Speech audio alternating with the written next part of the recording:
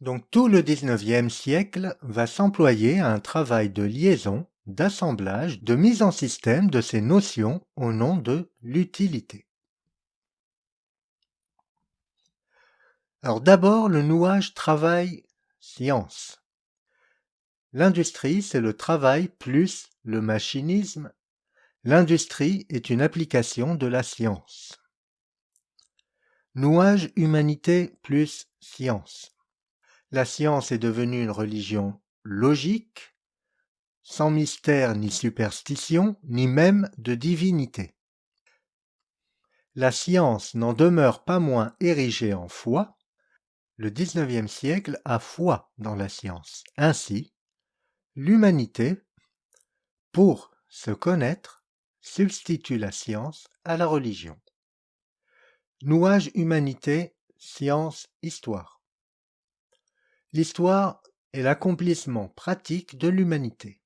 La science permet à l'humanité de se connaître, de comprendre sa propre histoire et de la prévoir, car il y a des lois de l'histoire comme il y a des lois de la nature.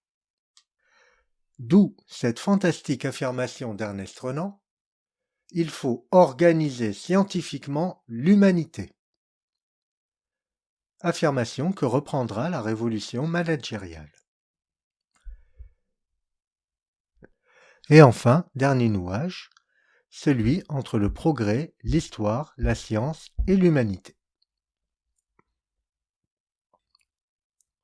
L'histoire est celle de l'humanité et des sciences. Le progrès résulte de l'histoire de la science et de l'humanité.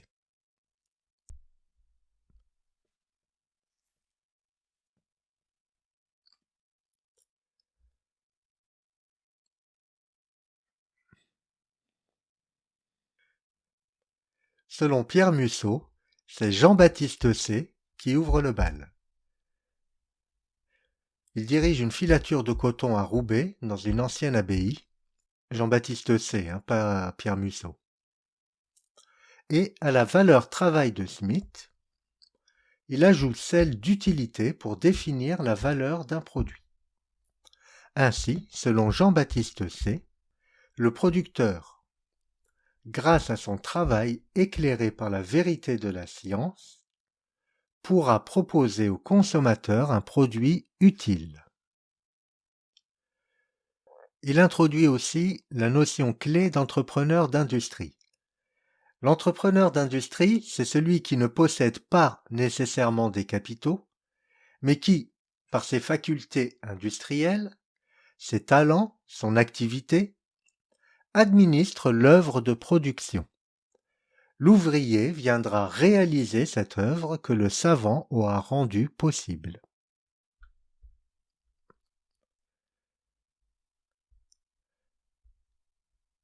Alors concernant le mythe du progrès. Le progrès vient prendre la place de la providence divine et il vient définir un plan pour l'avenir terrestre, cette fois, de l'humanité. L'idée de progrès est intimement liée à celle d'une science de l'histoire. Le progrès est la grande loi qui oriente l'humanité vers son bonheur et permet même de prévoir son avenir. Le progrès est la grande loi qui oriente l'humanité vers son bonheur et qui permet même de prévoir son avenir. Le mythe du progrès repose sur deux axiomes. D'abord celui d'un temps linéaire, continu et indéfini. Et ensuite, celui d'une vision scientifique qui produit une accumulation de connaissances et de techniques.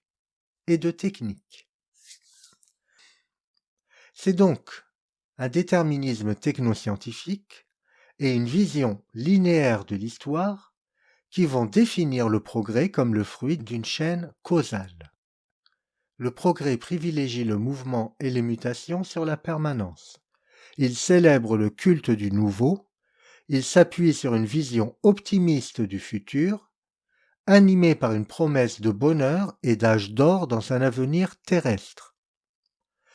L'idée de progrès présuppose un état final, une perfection finale, faisant surgir la dimension utopique d'une société parfaite. 4 philosophes vont théoriser le monde industriel au XIXe siècle: Saint-Simon, Fourier, Proudhon et Owen.